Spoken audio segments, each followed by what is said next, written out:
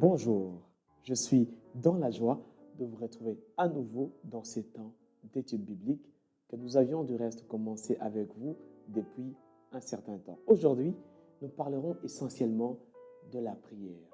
Nous sommes donc dans l'évangile de Luc au chapitre 11, le verset 1. Lisons ensemble. Jésus priait en un jour en un certain lieu.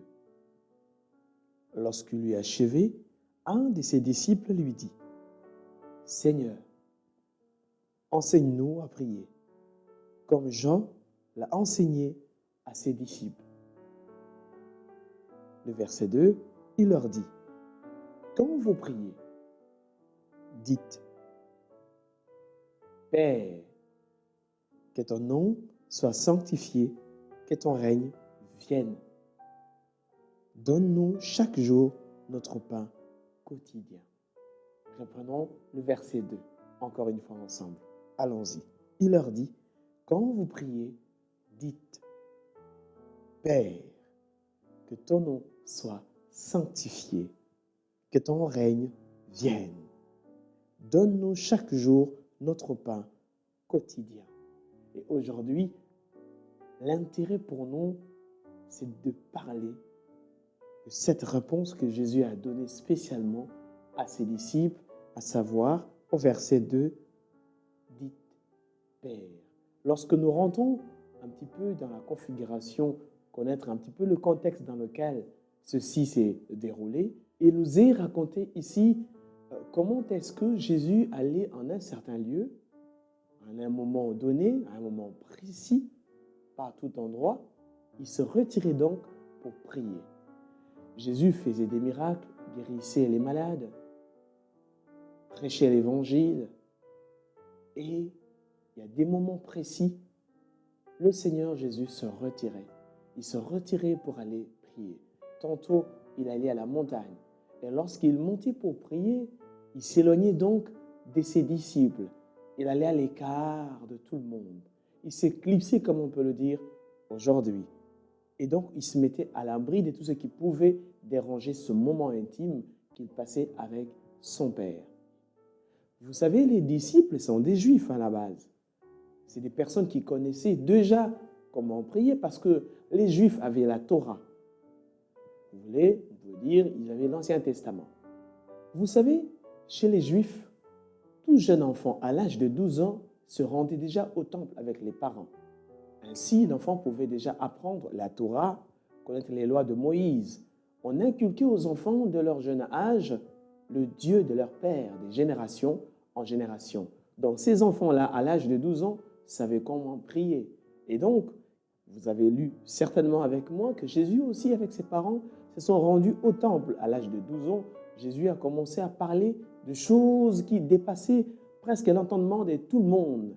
Ce qui étonnait tout le monde, c'est que ce qui sortait de la bouche de cet enfant de 12 ans était incomparable à une personne de son âge. Et donc, ici, tout simplement pour vous dire que les Juifs savaient déjà prier. Les disciples savaient déjà prier parce qu'ils l'ont appris de leur jeune âge. Mais en lisant, lorsque Luc nous parle de ce récit, il nous raconte comment est-ce qu'à un certain moment, les disciples se sont arrêtés pour poser la question à Jésus et leur demander de leur enseigner à prier. Alors je me demande, est-ce que Pierre ne savait pas prier? Est-ce que Matthieu ne savait pas prier? Est-ce que Luc ne savait pas prier? Est-ce que tu ne sais pas prier? Bien sûr que tu sais prier. Mais qu'est-ce qui se passe avec Jean? Qu'est-ce qui se passe avec Matthieu, avec Pierre et tous les autres disciples qui sont allés voir Jésus afin de leur enseigner à prier? Ils ont constaté simplement que Jésus avait des résultats incroyables. Jésus priait différemment d'eux. Jésus se retirait pour prier. Alors, ils ont remarqué la différence qu'il y avait entre la manière dont eux ils priaient et la manière dont Jésus obtenait des résultats dans ses prières. Bien aimés, nous pouvons tous venir à l'église, nous pouvons tous être des frères dans le Seigneur et prier tous le même Seigneur. Mais certains auront des résultats, d'autres n'auront pas de résultats. Qu'est-ce qui se passe? Quelle est cette différence? Quelle est cette prière qui fait obtenir des résultats? Et donc, ici, ce que je veux noter en passage, c'est que le maître doit pouvoir enseigner à ses enfants, à ses élèves, à ses disciples, comment prier. Parce qu'il y a une manière de prier et d'obtenir résultat. Revenons à notre texte. Donc, les disciples ici posent la question à Jésus. Maître, enseigne-nous à prier. Ils font une demande pressante. Parce que la prière que Jésus faisait, le style de vie que Jésus faisait, que Jésus avait, Jésus se retirait à des moments précis pour aller prier le Père. Il s'éloignait de tout le monde, à l'écart. Il montait à la montagne. Les disciples ont remarqué cela. Ils ont observé Jésus. Ils ont passé du temps à observer minutieusement comment est-ce que Jésus faisait les miracles. Comment est-ce que Jésus se rendait pour prier. Et il était souvent avec eux. Donc quand Jésus se retirait pour prier, ils savaient que Jésus s'était retiré pour prier. J'ouvre une petite parenthèse. Est-ce que tu sais te retirer pour aller prier, mon ami? Est-ce qu'il y a des moments où tu peux arrêter la télé et tout ce qui t'entoure pour te retirer, aller à un endroit où tu ne seras pas dérangé? La Bible nous dit, il allait à un certain lieu, à un certain moment. Il y a des moments où il faut te retirer. Il y a des moments où il faut aller à un certain lieu où il n'y aura pas de distraction afin que tu pries, seul à seul avec ton Père. Et donc les disciples attendaient que Jésus leur donne une formule magique afin qu'eux aussi probablement puissent avoir des résultats. Et donc là, Jésus, qu'est-ce qu'il leur dit au verset 2? Relisons ensemble. Il leur dit, quand vous priez, dites Père. Je veux noter avec vous ici que le mot Père, en hébreu, en grec, veut dire source. Le mot Père veut dire source. Et lorsque Jésus est en train de leur dire, leur enseigner comment prier, il commence par le mot, lorsque vous priez, dites notre Père, dites Père. Les disciples ne voyaient pas Dieu comme étant un Père. Les disciples, ils avaient une relation très éloignée, très écartée, avec celui qui était considéré comme étant leur Dieu. Il régnait, au point que seuls les sacrificateurs pouvaient rencontrer Dieu afin de devenir ce pont, afin de faire le pont entre le peuple et Dieu. Et donc, le trait d'union, c'était les sacrificateurs. Et donc, pour eux, considérer Dieu comme étant Père, c'était quelque chose de très, très, très inadmissible. Du reste, on ne citait pas le nom de Dieu en vain. C'était interdit, et pas tout le temps. Donc, il y avait une forme de crainte autour du nom de Dieu. Mais lorsque Jésus arrive, il leur dit simplement, lorsque vous priez, dites Père, Abba, Père. Dans d'autres versions, on dit, lorsque vous priez, dites notre Père.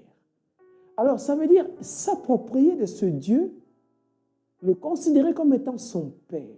Vous savez, il y a une relation particulière qui existe entre le Père et le Fils.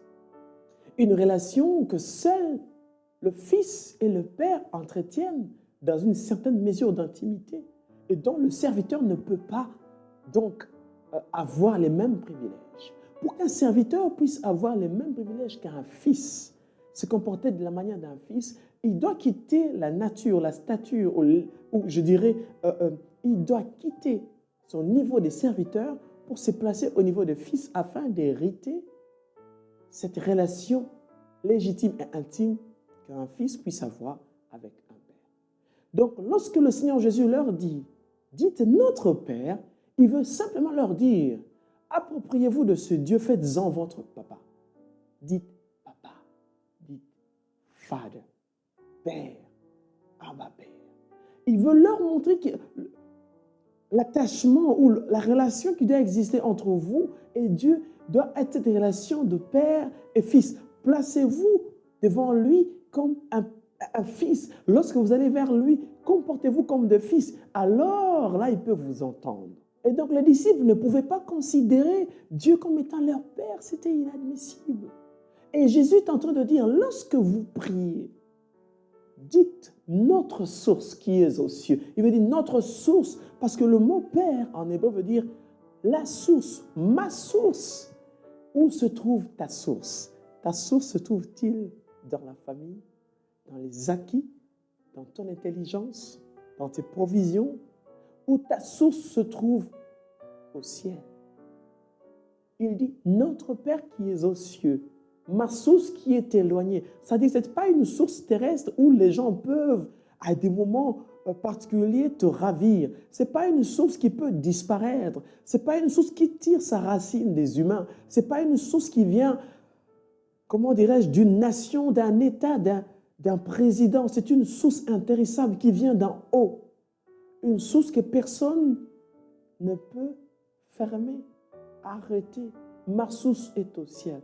Où se trouve ta source? Comment pries-tu? Obtiens-tu des résultats dans tes prières? Telle est ma question aujourd'hui. Nous nous arrêtons à cette réflexion. Qui est ta source? As-tu une source? Prochainement, nous continuerons. Que le Seigneur vous bénisse.